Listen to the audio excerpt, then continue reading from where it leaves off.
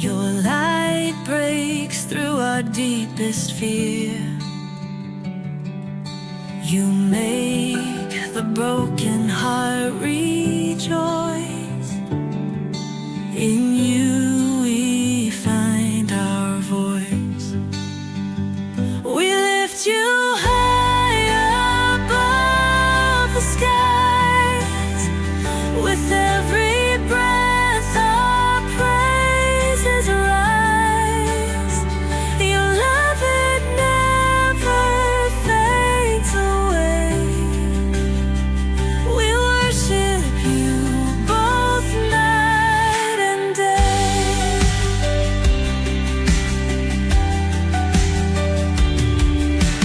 Chains are broken in your name.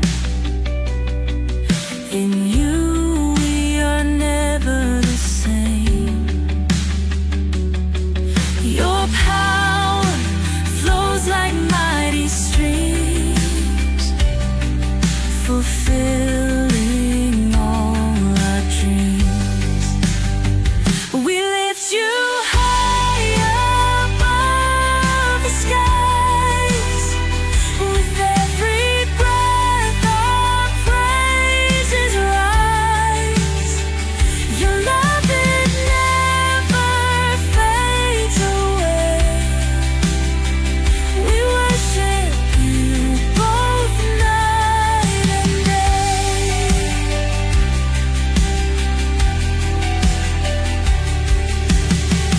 Your name is power, life, and peace. By your word our fears release. You are the hope that fills our soul. In you we find our goal. We lift you high above the skies. With every breath our praises rise. Your love, it never fades away. We worship you both night and day.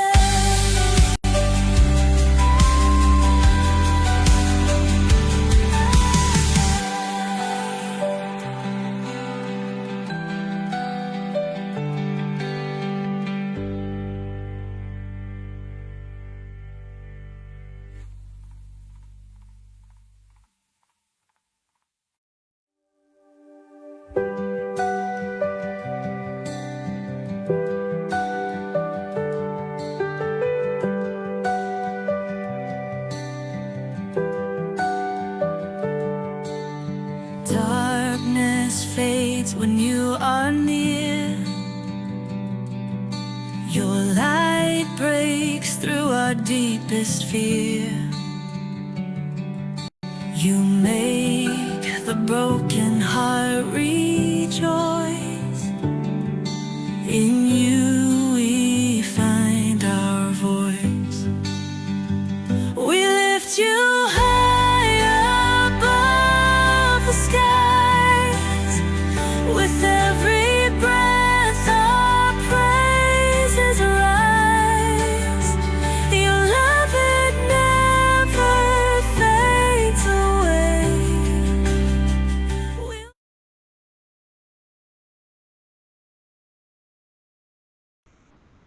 Amen. Sumatin po ang biyaya at kapayapaan, mga kaibigan at mga kapatid. Salamat po sa ating kaibigan na si Brother Rasha Vista. At papasalamat tayo sa kanya at nagkaroon tayo ng pagkakataon na ay bahagi natin yung ating paniniwala o ating pananampalataya.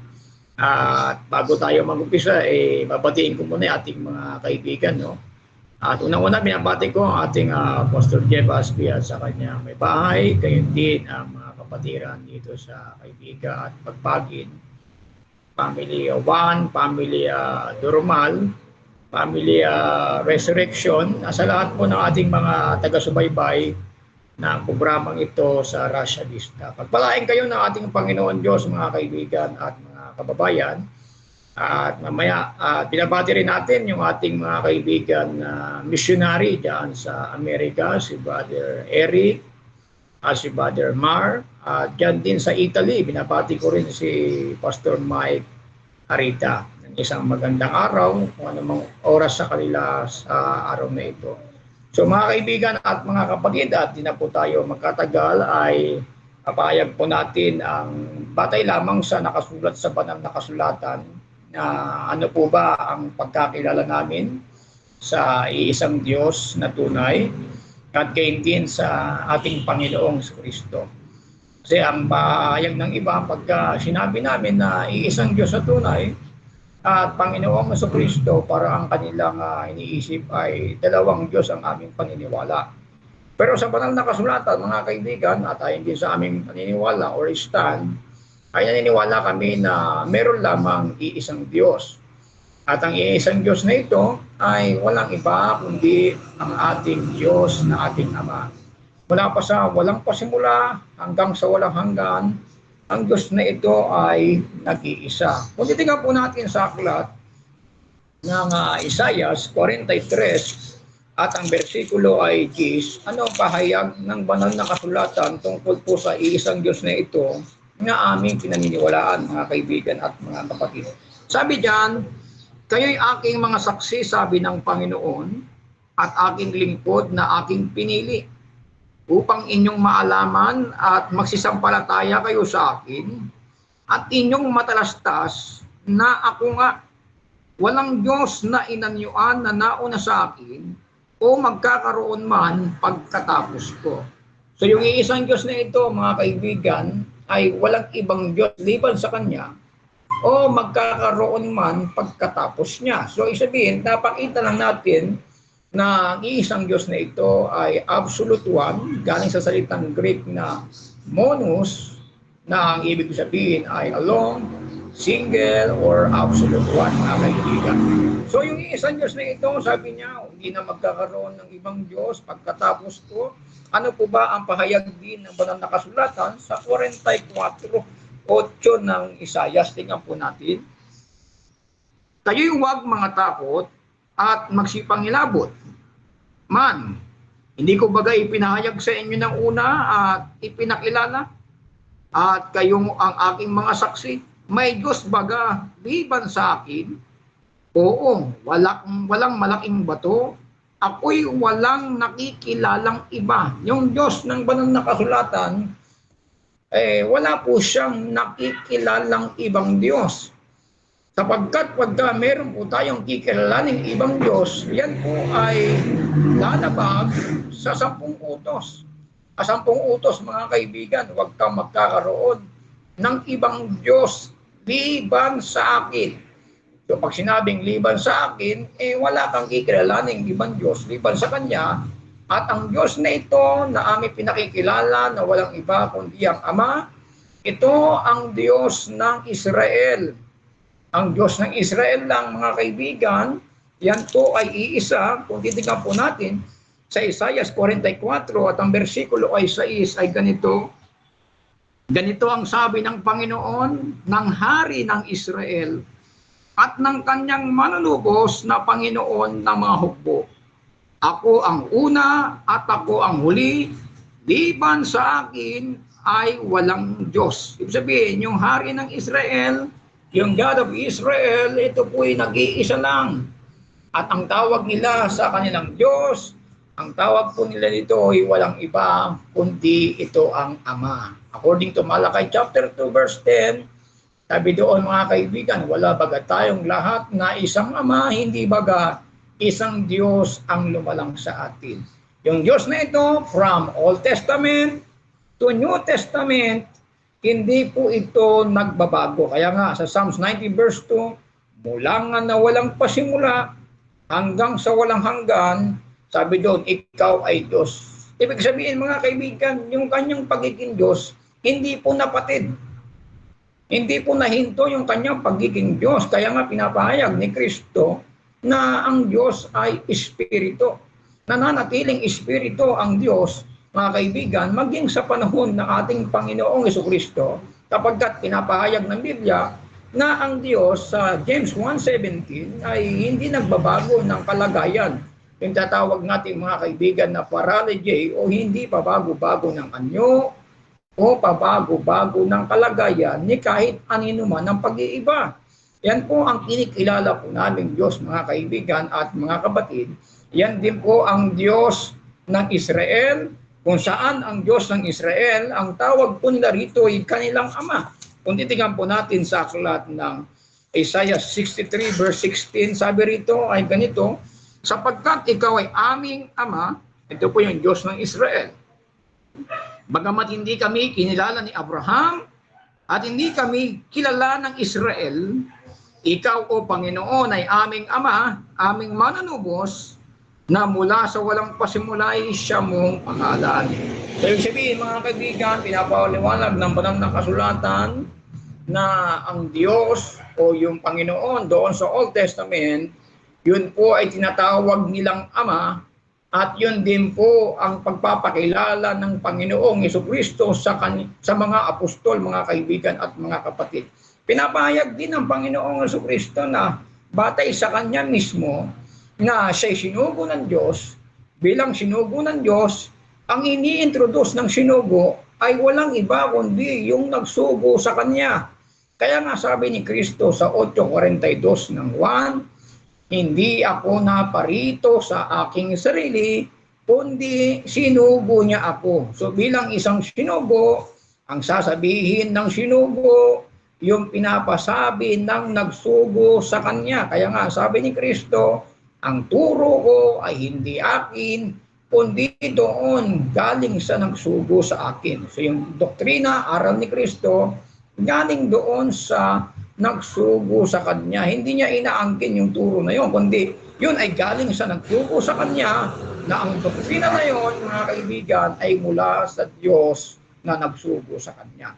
Kaya mga kaibigan at mga kapatid, so isa sa paniniwala namin na ang isang Diyos lamang ay walang iba kundi ang Ama, hindi nahihinto ang kanyang pagiging Diyos sapagkat ang Diyos ay walang pagbabago ni kahit anino man ng pag-iiba. Yung kanyang kalagayan hindi pwedeng magbago. Mananatili po yung Espiritu. Kung sasabihin ng iba na ang Diyos ay naging tao o kaya nagkatawang tao, mga kaibigan, paano pasasambahin ni Kristo ang mga tao sa panahon nila? Kung siya na mismo yung Diyos na nasa kalagayang laman. Sinasabi ni Kristo, ang Diyos ay Espiritu. Ang Espiritu, alam na natin sa Lucas 24:39, na ang Espiritu ay walang laman at walang mga buto. So lalabas kung si Kristo yung Ama, mga kaibigan at mga kapatid, at si Kristo ay bilang tao, bilang laman, so paano nila sasambahin yung Ama na si Kristo, hindi Espiritu ang kalagayan ng Kristo. So pinapakita ng Panginoong Jesucristo, mga kaibigan, na yung tunay na mananamba ay sumasamba sa Ama sa Espiritu at katotohanan. Hindi naman natin pwede sabihin na ang Panginoong Jesucristo, mga kaibigan, ay hindi rin siya naglilingkod sa Ama. Nagbibigay lugod nga si Kristo sa Diyos at nagbibigay lugod din siya sa mga tao. May gibasahin natin yung payag ng banal na kasulatan na si Jesus ay nagbigay lugod sa Diyos at nagbigay lugod din sa mga tao, mga kaibigan at mga kaibigan. Meron siyang Diyos na pinaluluguran. Painggan po natin dito po sa aklat ng Lucas, anong pahayag ng banal na kasulatan, mga kaibigan, sa 2:52. Sabi rito, at lumaki si Jesus sa karunungan at sa pangangatawan at sa pagbibigay lugod sa Diyos at sa mga tao. Kung siya ang Diyos, sino yung Diyos na nagbibigay lugod siya doon? Sabi diyan, si Jesus nang lumaki sa pangangatawan at karunungan, siya ay nagbibigay lugod sa Diyos at sa mga tao. So meron talagang Diyos na kinikilala ang Panginoong Jesucristo at ang Diyos na kanyang pinakikilala, sabi niya sa Israel, sa Lucas, sa Marcos 12:29, anong pahayag ng ating Panginoong Jesucristo, mga kaibigan at mga kapatid? Ay ganito. Sumagot si Jesus, ang Pangulo ay pakinggan mo, Israel. ang Panginoon nating Diyos, yung salita pong Panginoon nating Diyos, kasama si Kristo ron, Panginoon nating Diyos. Nalagay po dyan, ang Panginoon ay iisa. Yung Panginoon nating Diyos, sabi ni Kristo, iibigin mo ang Panginoon mong Diyos ng buong puso mo at ng buong kaluluwa mo at ng buong pag-iisip mo at ng buong lakas mo. Sino ang pinaiibig ni Kristo ng buong puso at buong lakas, buong kaluluwa? Yung tinuturo niya na iisang Diyos na Diyos ng Israel, na kanyang sinabi na ating Panginoon ay iisa. Subject din po ang Panginoong Jesucristo. Kaya nga ang pahayag ng Panginoong Jesucristo, kung makikita ninyo sa 1:20, at ang bersikulo ko ay 17. Ano pahayag ng Panginoong Jesucristo nang siya ay nakita ni Maria? Sabi doon, sinabi sa kanya ni Jesus, si Maria Magdalena, ito mga kaibigan, sabi diyan, huwag mo akong ipuin sapagkat hindi pa ako nakakaakyat sa Ama. So, ibig sabihin, maliwanag ang sabi ni Kristo na huwag siyang ipuin sapagkat hindi pa siya nakakaakyat sa kanyang Ama. Kung siya na po yung Ama, mga kaibigan at mga kapatid, bakit sasabihin niya pa na siya hindi pa nakakaakyat sa Ama? Hindi naman pwede, mga kaibigan, dahil ang Diyos, ang Panginoong Jesucristo ay hindi naman po siya nagsisinungaling, mga kaibigan, at hindi naman umaarte ang Panginoong Jesucristo na kagaya na pagpapalagay ng iba na siya na yung Ama tapos aakyat pa sa Ama. Pakinggan po natin, aakyat ako sa aking Ama, inyong Ama.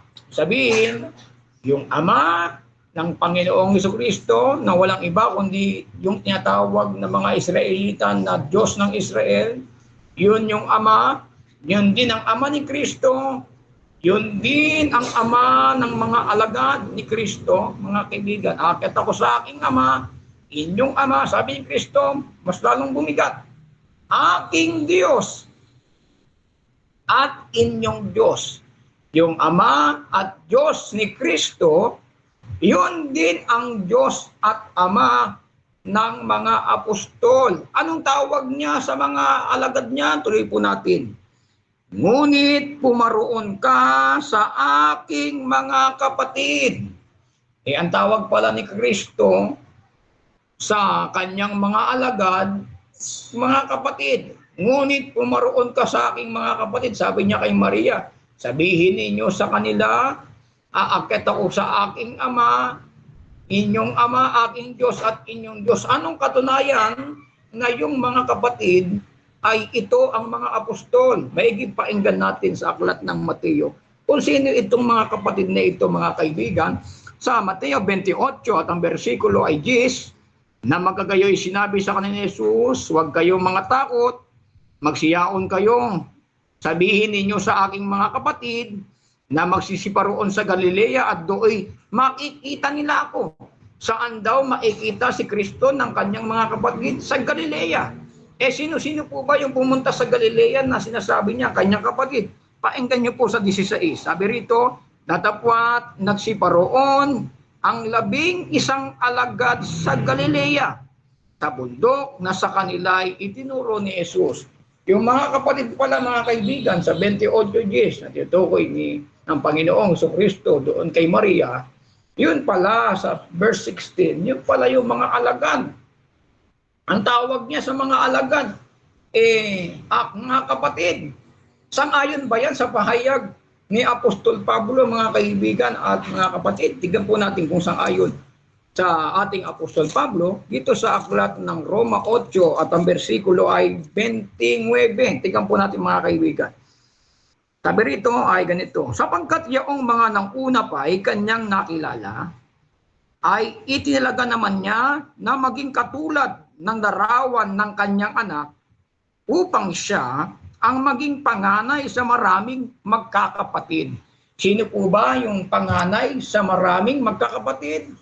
Walang iba kundi ang Panginoong Jesucristo. Kaya nga maliwanag doon sa Kolosas 1:15, mga kaibigan at mga kapatid. Matitignan natin sa Kolosas 1:15 ay ganito, na siya ang larawan ng Diyos na di nakikita, ang panganay ng lahat ng mga nilalang. So pinapaliwanag natin mga kaibigan at mga kapatid, mula ng una ay merong iisang Diyos na walang iba, kundi ito ang Ama, mga kaibigan at mga kapatid. Sasabihin nila, Buddy Ariel, bakit yung Ama lang kinikilala ng Diyos? Bakit si Kristo hindi nyo kinikilala ng Diyos? Ang Panginoong Jesucristo na mismo ang nagpahayag, siya na mismo ang nagpahayag sa kanyang sarili kung ano siya. Sabi ni Kristo, tingnan natin, kasi ang papakilala ni Kristo yung kanyang sarili. Sa 8:40 ng 1, tingnan po natin mga kaibigan. At ito naman ay laging kinukontra rin ng mga ating mga kababayan. Ito po, nasusulat ito mga kaibigan, at ito po ay hindi namin gawa-gawa. 40. Datapwat ngayon pinagsisikapan ninyo kung patayin na taong sa inyo'y nagsaysay ng katotohanan na aking narinig sa Diyos, ito'y hindi ginawa ni Abraham. Sabi ni Kristo, datapwat ngayon pinagsisikapan ninyo kung patayin taong sa inyo'y nagsasaysay ng katotohanan.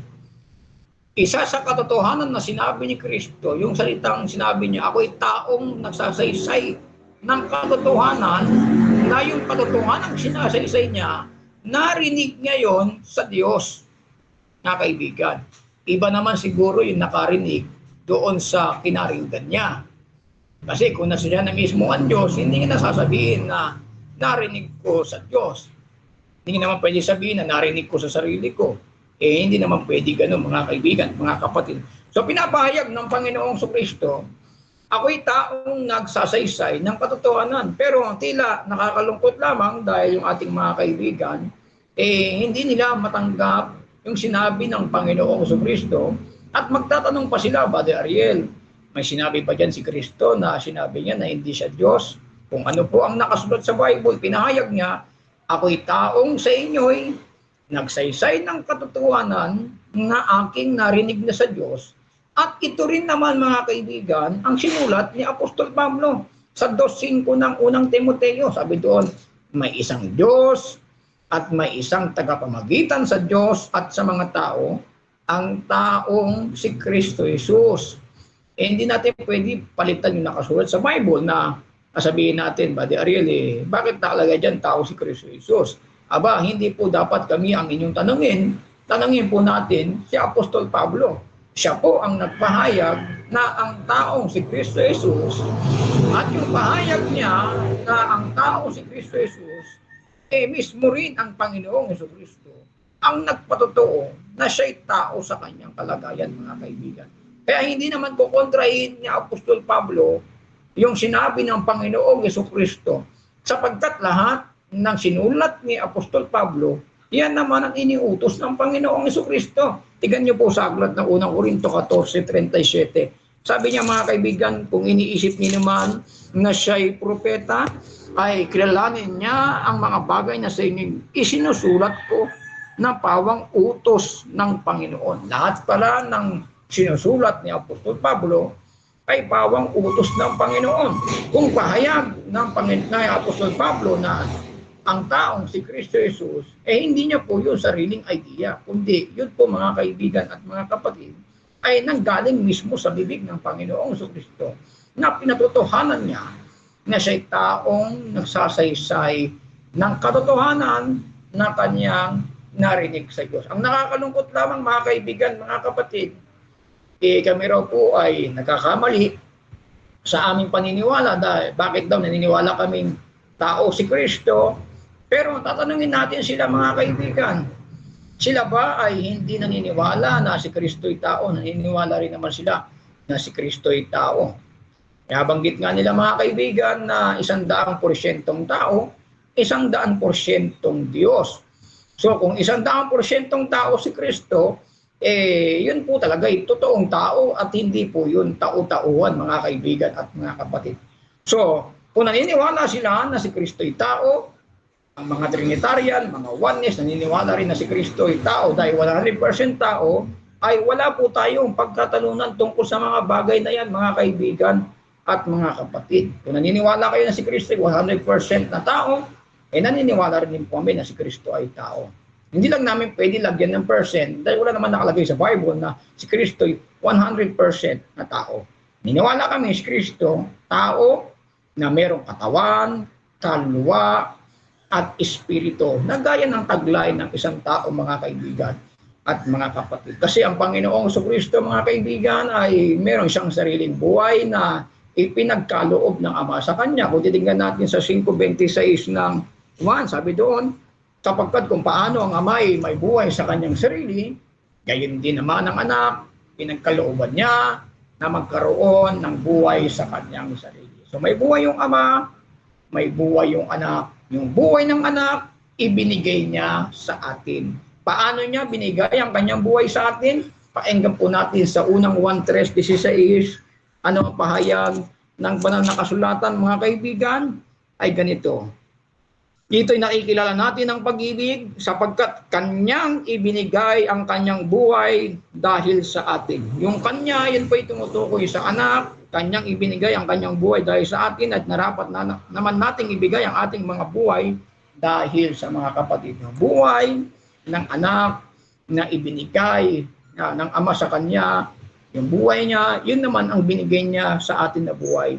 Kaya namatay ang Anak para tayo po ay mabuhay. May isang nagsakripisyo na kordero ng Diyos na nawalan ng buhay upang tayo naman ay magkaroon ng buhay, mga kaibigan. Kaya nga, yung buhay ng Anak, ibinigay niya sa atin para magkaroon naman tayo ng buhay, mga kaibigan at mga kapatid. So, walang pagtatalo, mga kaibigan.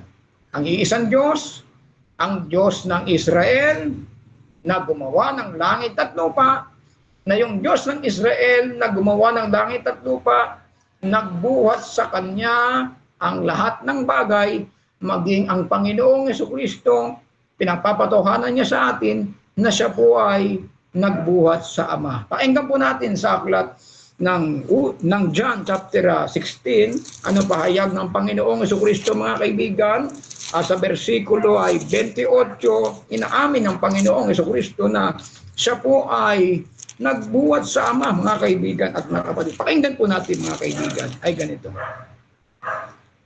Sapagkat ang Ama rin ang umibig sa inyo, sa 27, sapagkat ako'y inyong iniibig, at kayo'y nagsisampalataya na ako'y nagbuhat sa Ama, nagbuhat ako sa Ama, at naparito ko sa sanlibutan, muling iniiwan ko ang sanlibutan, ako'y paroroon sa Ama.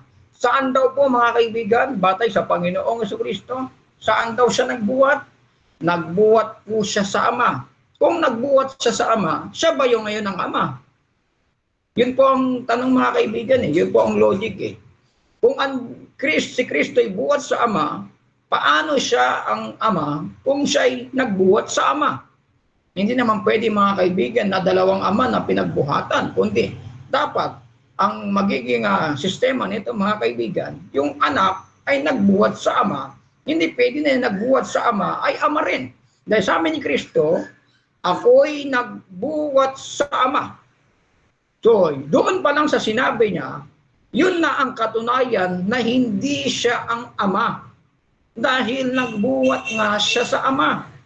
Pero kung sinabi mismo ni Kristo na ako ang Ama, aba, maniniwala po kami, mga kaibigan at mga kapatid. Kasi kung alam naman namin na mali kami, magpapakumbaba naman kami, mga kaibigan, dahil mali kami.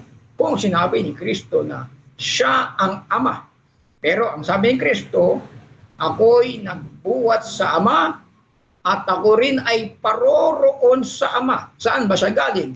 Galing siya sa Ama. 13:3 ng 1. Sabi diyan ay ganito, si Jesus, pagkatastas na ibinigay na ng Ama ang lahat ng mga bagay sa kanyang mga kamay, siya'y nanggaling sa Diyos at sa Diyos din paroroon.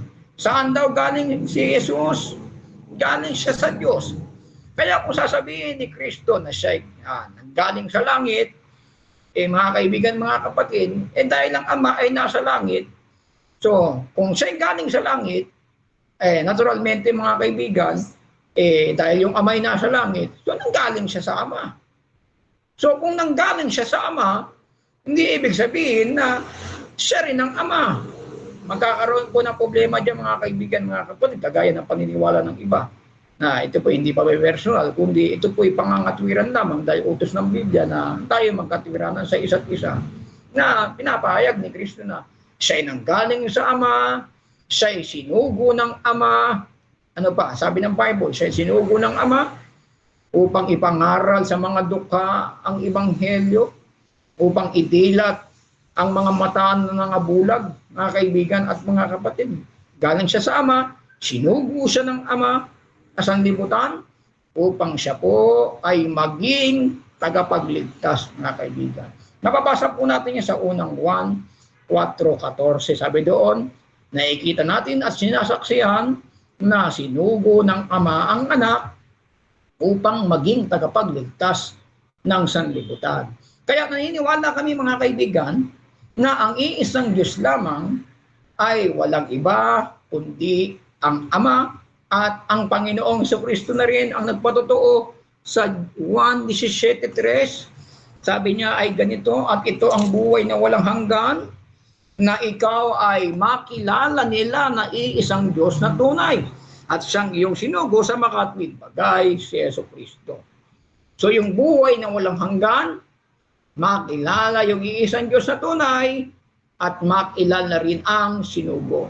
Dahil hindi mo makikilala ang iisang Diyos na tunay kung hindi natin kikilalanin ang nagsugo, sapagkat yung nagsugo, yun po ang magpapakilala ng nagsugo sa Kanya na walang iba kundi yun ang iisang Diyos na tunay, mga kaibigan at mga kapatid. Sino ang magpapakilala sa nagsugo? Ang magpapakilala po ay ang sinugo. Kaya nga si Moises, nang sinugo siya roon sa Ehipto, sabi niya, Panginoon, pupunta ako sa Ehipto. Anong sasabihin ko sa kanila? Anong pangalan mo? Sabi doon sa 3:14 ng Exodo, sabihin mo, sinugo ako sa inyo ng Diyos ng inyong mga magulang, Diyos ni Abraham, Diyos ni Isaac, Diyos ni Jacob. Ito'y aking pangalan magpakailanman. At isa sa sinabi niya, sabihin mo sa anak ng Israel, sinugo ako sa inyo ni ako nga. So, sino ang magpapakilala?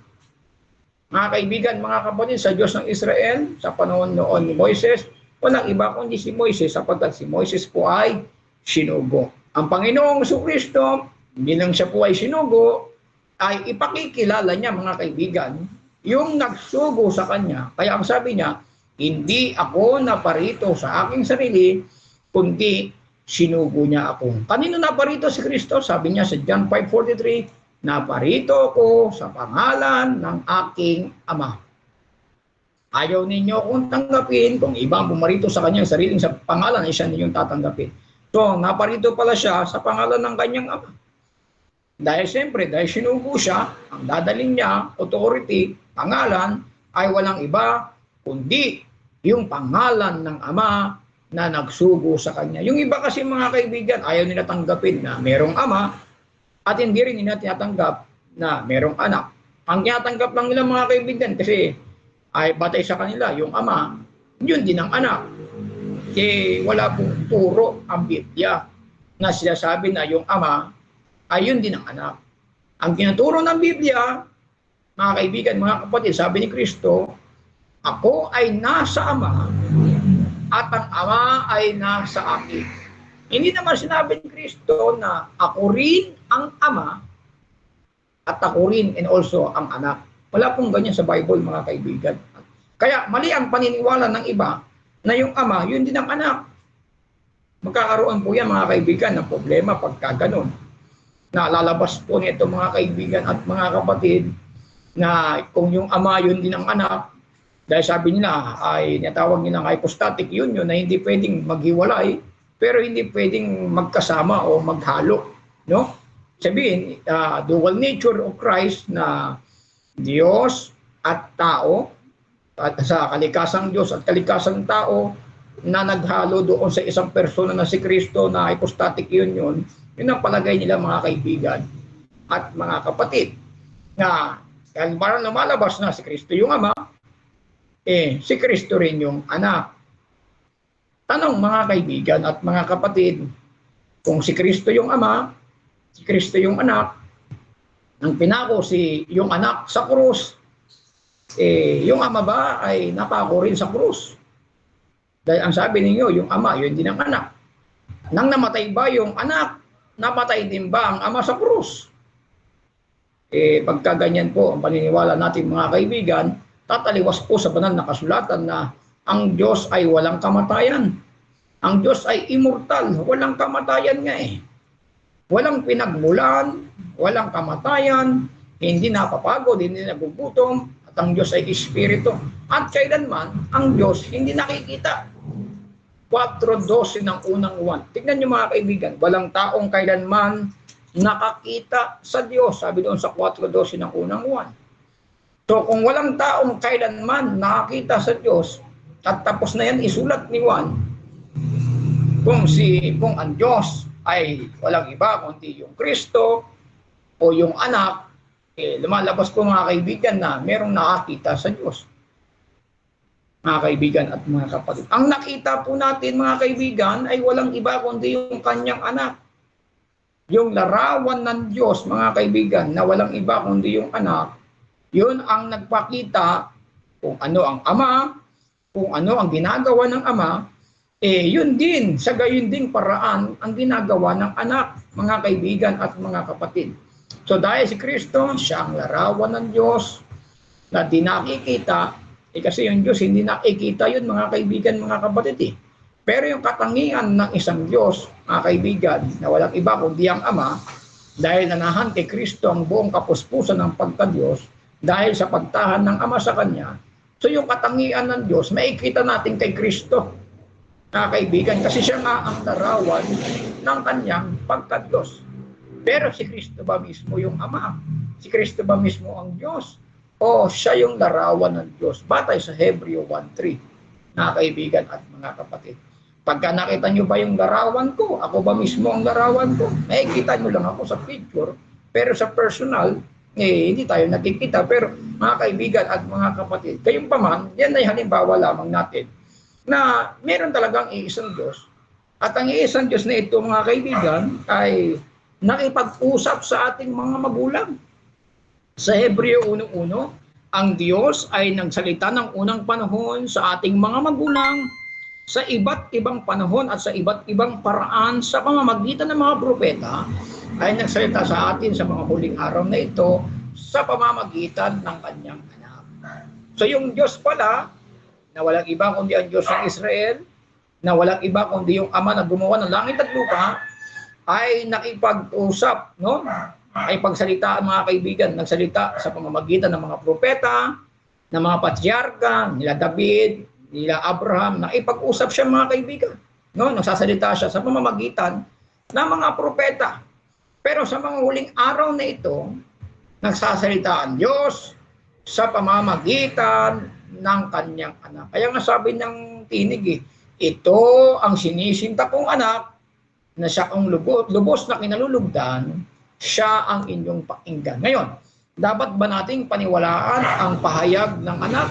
Tingnan po natin mga kaibigan sa unang 1:5. Ano ang sabi ng banal na kasulatan, mga kaibigan at mga kapatid, at sa bersikulo po ay 10.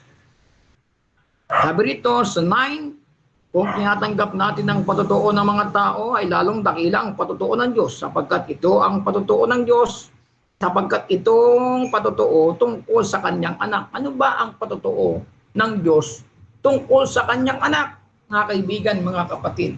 Ano ba ang pagpapatutuo ng Diyos tungkol sa kanyang anak? At sino itong kanyang anak na kanyang pinatutuhanan? Tingnan natin sa aklat ng Mateo 16:14 hanggang 16. Tingnan po natin mga kaibigan at mga kapatid ang nakalagay sa banal na kasulatan. Sabi diyan, at kanilang sinabi, ang ilan si Juan Bautista, ang ilan ay si Elias, at ang iba ay si Jeremias o isa sa mga propeta. Kanyang sinabi sa kanila, datapwat, ano ang sabi ninyo kung sino ko? At sumagot si Simon Pedro at sinabi, ikaw ang Kristo, ang anak ng Diyos na buhay. Yung patutuo pala ng Diyos tungkol kay Jesus, yun pala ang Kristo, ang anak ng Diyos na buhay. Yun ay pinahayag ng Diyos kay Pedro. Tuloy po natin. At sumagot si Jesus sa kanyang sinabi, mapalad ka Simon Barjona sapagkat hindi ipinahayag sa iyo ito ng laman at dugo kundi ng aking Ama na nasa langit. Yung nagpahayag na si Jesus, siyang Kristo, ang anak ng Diyos, ang nagpahayag po nito ay walang iba kundi yung Ama na nasa langit. Yun po ang nagpahayag kay Pedro. Hindi si Father Ariel, hindi yung mga pastor, kundi ang Ama na nasa langit na si Kristo, si Jesus ay siyang Kristo, ang anak ng Diyos, mga kaibigan. Kaya maliwanag po na ang tunay na Diyos na nag-iisa ay merong anak na walang iba kundi ang Panginoong Jesucristo, mga kaibigan at mga kapatid. Kaya marapat nating kilalanin yung patotoo ng Ama tungkol sa kanyang anak. At ang patotoo naman ng anak tungkol sa kanyang Ama, sabi niya, ito ang buhay na walang hanggan, na ikaw ay makilala nila na iisang Diyos na tunay. Pag sinabi bang iisang Diyos, pwede mo ba dagdagan yun? Pwede ba yung iisa maging dalawa o kaya yung isa magiging tatlo? Pag sinabing iisa po, that is the absolute one, hindi mo pwedeng dagdagan. Hindi mo pwedeng bawasan. Kaya iisa nga, mga kaibigan at mga kapatid. Ikaw ay makilala nila na iisang Diyos na tunay. Sino ang kikilala doon sa isang Diyos na tunay? Yung mga alagad na tinutukoy ni Kristo. Kaya nga ang pangangaral ng mga alagad na ang iisang Diyos ay walang iba kundi ang Ama. Pakinggan nyo sa aklat ng Efeso 1:3, sabi ni Apostol Pablo, mga kaibigan at mga kapatid. Sabi niya, purihin nawa ang Diyos at Ama ng ating Panginoong Jesucristo, na siyang nagpala sa atin ng bawat pagpapalang ukol sa Espiritu sa sangkalangitan kay Kristo. Sabi ni Apostol Pablo malinaw, purihin nawa ang Diyos at Ama ng ating Panginoong Jesucristo. Bakit lagi naman natin nababasa ang Biblia? Bakit hindi natin ito pinapansin? Parang lumalabas, mas magaling pa tayo kay Apostol Pablo, o kaya mas marunong pa tayo kay Apostol Pablo. Para pagtuturuan natin, hindi, mali ka, Apostol Pablo. Si Jesucristo, yun ang Ama eh. Sinabi na nga ni Apostol Pablo, purihin nawa ang Diyos at Ama ng Panginoong Jesucristo. Sa 17, talong po natin sa 1:17 ng Efeso. Upang ipagkaloob sa inyo ng Diyos, ng ating Panginoong Jesucristo, ang Ama ng kaluwalhatian, ang Espiritu ng karunungan, at ng pahayag ng pagkakilala sa Kanya. Sino raw ang magkakaloob, mga kaibigan at mga kapatid, ng karunungan at magpapahayag? Yung Diyos at Ama ng ating Panginoong Jesucristo. Siya ang magpapahayag at sabi rito, magpapahayag ng karunungan at pagkakilala sa Kanya. Yung Diyos at Ama ng Panginoong Jesucristo, ipagkaloob nawa, sabi ni Apostol Pablo, at ipagkaloob nawa sa ating mga viewers, mga kaibigan at mga kapatid, na kailangan talaga na makilala ng mga tao na ang Diyos at Ama ng Panginoong Jesucristo, ito rin ang pinahayag ng Panginoong Jesucristo na aakyat ako sa aking Ama, inyong Ama, aking Diyos, at inyong Diyos. Kung anong nakasulat, huwag na natin kontrahin. Huwag na natin turuan si Kristo. Marunong pa ba tayo kay Kristo? Mas absolute pa ba tayo kay Kristo? Sinabi niya nga ni Kristo, yung Diyos nyo, yung aking Ama, inyong Ama. Yung aking Diyos, inyong Diyos. Ano pagtatalo doon, mga kaibigan, mga kapatid? Si Kristo magsabi nga eh. Mga kaibigan, mga kapatid. Kaya kung anong sinabi ni Kristo, dahil sabi ng Ama, ito sinisinta kong anak, siya kong lubos na kinalulugdan. Siya ang inyong pakinggan. Pakinggan niyo si Kristo. Ano sabi ni Kristo? Akit ako sa aking Ama, inyong Ama, aking Diyos at inyong Diyos. Ayan ang katunayan na si Kristo ay may Diyos at Ama. At ang tawag niya sa kanyang mga alagad, aking mga kapatid. Kukontrahin niyo ba yung nakasulat sa Bible?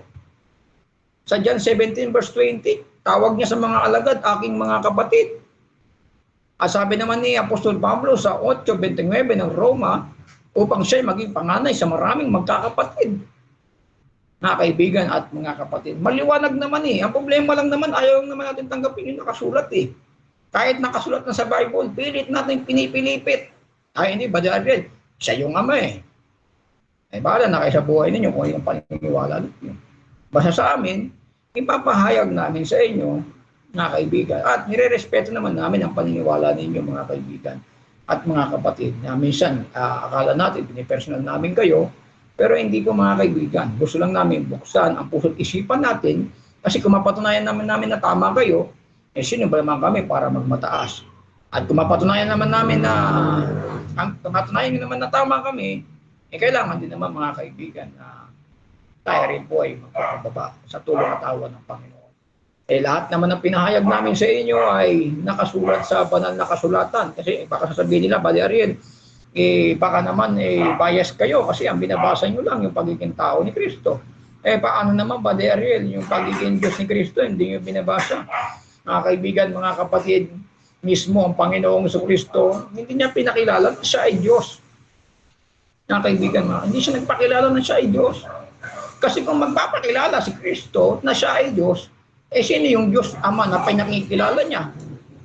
Lalabas nito, mga kaibigan, may nagpakilala siyang Diyos, tapos may pinakikilala pa siyang Diyos sa langit na walang iba kundi ang Ama. Lalo pong magkakaroon ng kaguluhan. Magkakaroon po ng kalituhan yung mga kaibigan at mga kapatid. Magpapakilala siyang Diyos, tapos meron siyang pinakikilalang ibang Diyos. Pinakikilala niya yung Ama. Pagka si Kristo ay magpapakilala ng Diyos, dapat hindi nga naipakilalang Diyos yung Ama dahil magkakaroon ng kalituhan, mga kaibigan, mga kapatid. Yun po ang aming point, mga kaibigan at mga kapatid. Kaya ang Panginoong Kristo, mga kaibigan, mga kapatid, siya po ay tao na pinananahanan ng buong kapuspusan ng pagka-Diyos dahil ang Ama ay tumahan sa Kanya.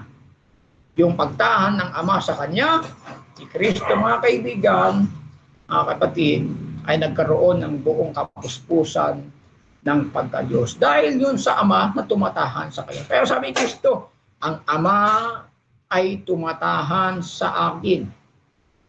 Sabi niya, mga kaibigan, ang Ama ay nasa akin.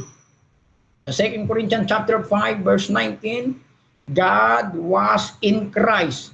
Ang Diyos ay na kay Kristo. Si Kristo ba yung Diyos o yung Diyos na kay Kristo? Sa God was in Christ. Doon sa 11:3 of the book of 1 Corinthians, ang pangulo ng lalaki ay si Kristo, ang pangulo ng babae ay ang lalaki, at ang pangulo ni Kristo ay ang Diyos. Maliwanag yan, mga kaibigan, mga kapatid, hindi namin nagtagaan. Lahat po yan nakasulat sa Biblia. Kahit suriin niyo po yung aking pinabanggit, dahil mas maganda talaga na nakasulat sa Biblia, mas maganda kung sa mga kaso may ebidensya. So sa ating mga kaibigan, nagbibigay tayo ng mga ebidensya. Yun nga lang yung iba, kahit may ebidensya ka, hindi naman nila tatanggapin. Ngayon, ang payag nila, yung hypostatic union na yung Ama, yun din yung anak, hindi raw pwede paghiwalay yung Ama saka yung anak, kasi raw masisira yung stand nila na John 10:30 na apat ang may-iisa. Ngayon, granting, mga kaibigan, na sasang-ayunan namin ang mga oneness na sinasabi nila na yung Ama, yun din yung anak at hindi pwedeng paghiwalayin. Tinatanong ko sila noon pa, kung ang Ama at anak ay hindi pwedeng paghiwalayin, bakit ang pahayag nila nang namatay si Kristo, yung Amang nanahan kay Kristo, umakyat sa third heaven, at si Kristo naman, naiwan doon sa libingan?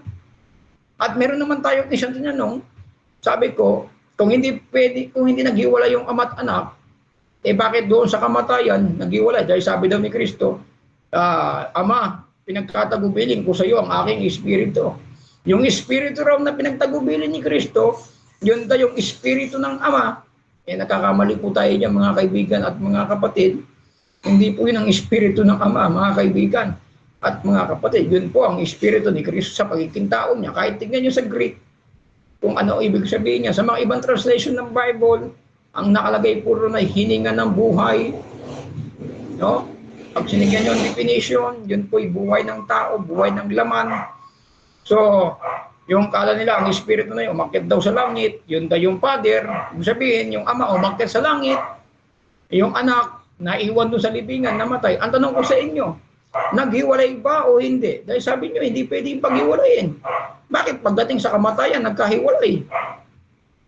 O, edi nasira na ang stand ninyo na hindi pwede paghiwalay. Ang sagot naman ng iba, sabi ko, nang namatay si Kristo, nasaan yung Ama? Sabi nila, ang Diyos daw ay nasa lahat ng dapo. Ang sagot nila, 23 ng Jeremias.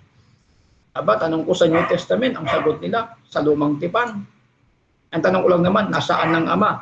23 ng Jeremias. Akala ko ba ang buong kapuspusan ay nananahan kay Kristo? At sinasabi niya, yung salitang nananahan sa Greek ay permanent. Permanent habitat si Kristo at hindi aalis ang Ama doon. Eh bakit nang namatay si Kristo, humiwala yung Ama? Ang sabi naman ng iba, ang sagot nila sa Isaiah 66 verse 1, tingnan natin yung sagot. Diba?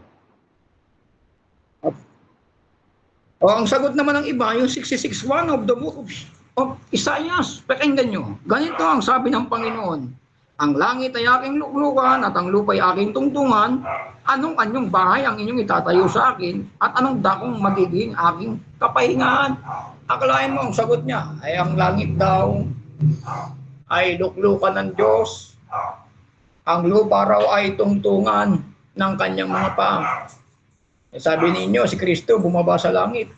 Eh, paano pa bababa si Kristo sa langit kung nakatungtong na pala yung paa niya sa lupa? Ikaw ba naman, nakatungtong na yung paa mo sa lupa, bababa ka? Ayan po magiging problema nila. So ngayon, pinag-iwalay nila. Ang namatay yung anak, yung Ama daw, umakyat sa langit, nawasak yung paniniwala nilang hypostatic union na hindi pwedeng pag-iwalayin. Pero naman nakatungtong na yung paa sa lupa, bababa ka. Hindi raw pwede pag-iwalay kahit anong mangyari, hindi pwede mag-iwalay kasi permanent nga yung ginagamit yung Colossians 2:9 na hindi pwede pag-iwalay. Pero pagdating sa kamatayan, aba nag-iwalay. Di wasak na ang stand nila. Hindi po ako na personal pero kumukuha lang ako batay doon sa kanilang sinabi. Ngayon, batay sa banal na kasulatan, yung Kristo ba nang namatay sa krus ng Kalbaryo, naghiwalay ba? Iniwan ba?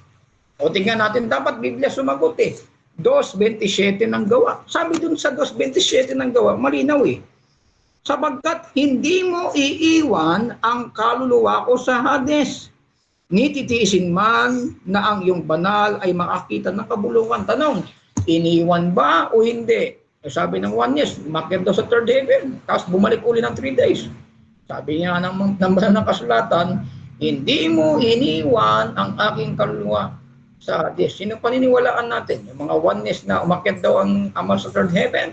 O yung sinasabi ng mga apostol na hindi iniwan ang kaluluwa ni Kristo doon sa Hades? Hindi nga iniwan parang lumalabas yun, parang kami pa ang pabor sa hypostatic union na hindi nagkahiwalay. Dahil sa amin, hindi iniwan. Sa inyo naman, iniwan. Umakyat pa ng third heaven. Tanggap pa namin kung sa first heaven lang umakyat Hindi, doon pa sa third heaven umakyat kataas-taas No, yan po ang aming masasabi diyan, mga kaibigan. Ito po mga kaibigan, wala po itong personalan. So nagbabatay lang po ako patay sa sinasabi ng ating mga kaibigan na oneness. Wala akong personal na galit sa kanila. Kung meron man silang personal na galit sa akin, yan po yung magiging problema nila. Dahil sabi ng 12:14 ng Hebreo, sundin ninyo ang kapayapaan at pagpapakabanal sa mga tao. Kung wala ito, sino man na hindi makakakita sa Panginoon. Thank you very much, mga kaibigan at mga kapatid. Pastor Baderasya. Dako tayo sa mga quick question, bro. Dito kay Rods Edoria. Sabi niya, tanong, sino ang Diyos na nagkatawang tao sa Juan 1:1 at 14? Ayun. Yan ang talagang majority talaga. Ito talaga itatanong sa atin. Yung tutukoy nila na John 1:1. So, sasagot lang po ako mga kaibigan. Batay po sa banal na kasulatan. Kasi ang gamit natin dito, gagamit ko yung Maganda Balita Biblia na isinalin ng Protestante at Katoliko. Kasi nagkakaroon ng problema pagkaganito Bawat si Baderasya. Sabi diyan, nang pasimula ay naroon na ang salita ay kasama ng Diyos, at ang salita ay Diyos. At anong nila, sino yan, Buddy Ariel? Yung nagkatawang tao.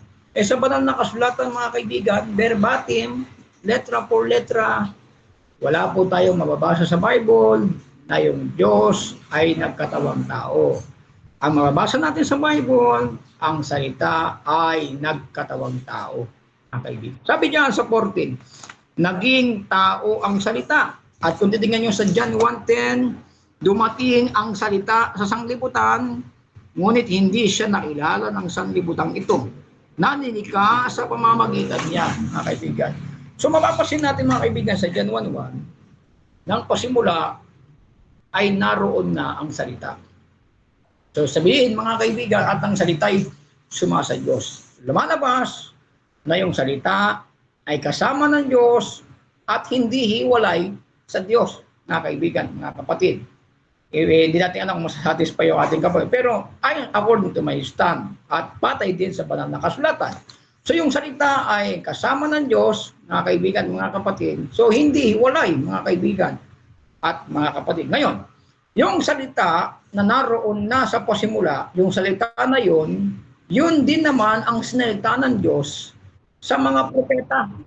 Na yung salita na ito, mga kaibigan, na ay magkakaroon ito ng katuparan, mga kaibigan, mga kapatid. Pakinggan po natin yung salita na naroon pa ng una.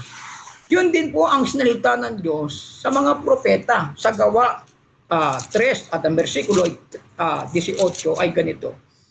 Tatapwat, ginanap ang mga bagay na ipinaunang ibinalita ng Diyos sa pamamagitan ng bibig ng lahat ng mga propeta na ang kanyang Kristo ay magpabata. So yung salita, mga kaibigan at mga kapatid, o sa ibang salin ay plano. Siyempre, bilang isang Diyos, kung sasabihin natin yung logos ay siya ay plano. Yung definition kasi ng logos, marami. Paderasya, no? Maraming definition yung logos. May natawag na reason, plano, dahilan, karunungan. So kukunin natin yung word na plano. Okay. Sa kanila yun, kung hindi nila tatanggapin dahil ito naman ay ating pagpapahayag. So nang pasimula mga kaibigan, nandun na yung salita o yung plano, yun ay kasama ng Diyos. Kagaya natin, kung meron tayong mga plano sa buhay, hindi naman natin pwede na yung plano natin hiwalay sa atin. Kahit saan tayo pumunta ang plano natin, naroon. Ngayon, yung plano ng Panginoon na yun ang walang iba kundi ang logos ay salita, ipinahayag ngayon sa mga propeta sa Acts 3:18. Pinahayag niya yung mga kaibigan at mga kapatid.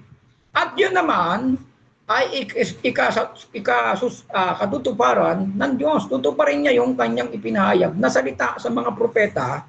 Kaya sa John 1:14, mga kaibigan at mga kapatid, sa ibang translation ay naging tao ang salita. Yung sinalita ng Diyos sa mga propeta ng una, yun mismo yung salita na naging tao. At ang katuparan nito ay walang iba kundi ang Kristo. Yung Kristo na ipinanganak ni Maria na binigyan ng pangalan at tinawag ang kanyang pangalang Jesus. Kasi ang pinanganak naman sa sabsaban yung Kristo . 8 araw bago bigyan ng pangalan yung Kristo na pangalan Jesus. Tingnan nyo sa 2:11 ng Lucas, sabi diyan, ay ganito mga kaibigan, mga kapatid. Gusto ko po magsalita sa inyo na merong talata sa Biblia.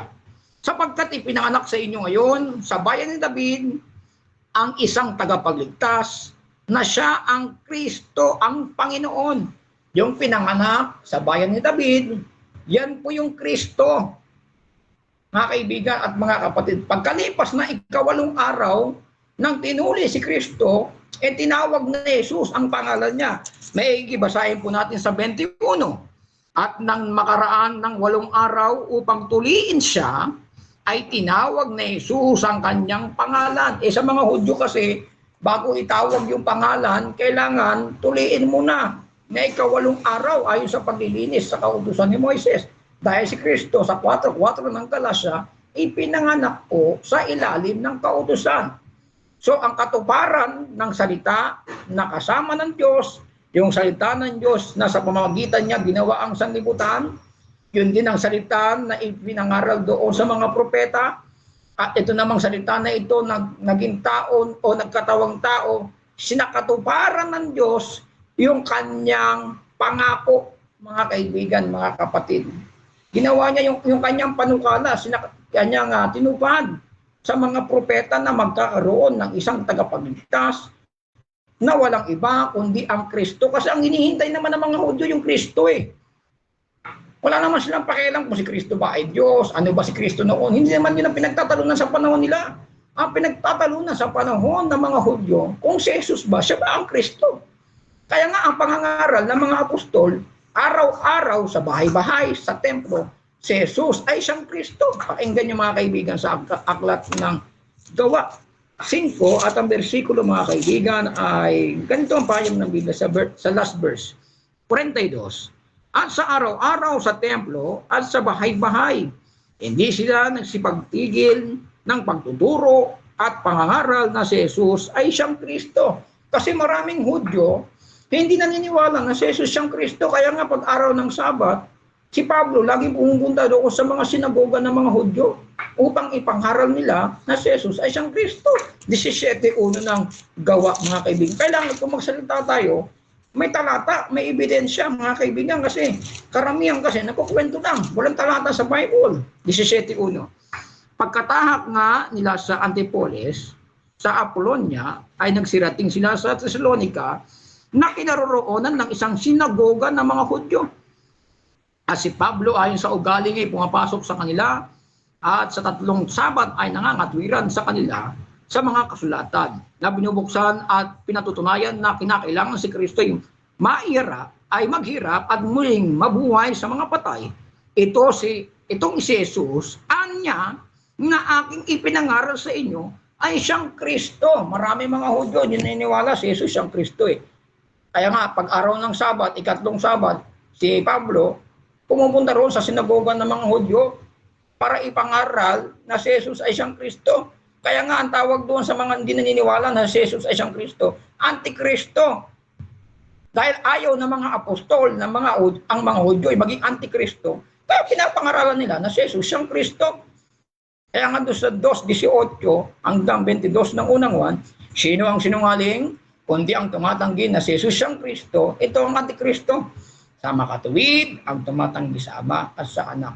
Yung mga apostol, mga kababayan nila, mga Hudyo, ayaw nila maging Antikristo. Kaya pinapangaral nila na si Jesus ay siyang Kristo. Yung berbo o yung plano na kasama ng Diyos ng una, nasa pamamagitan niya ginawa ang lahat ng bagay. Yung salita na yon ay sinalita sa mga propeta at sinakatuparan ng Panginoon ng ang salita ay nagkatawang tao at ang katuparan ay walang iba kundi ang Panginoong Jesucristo. Mga kaibigan. Wala pa.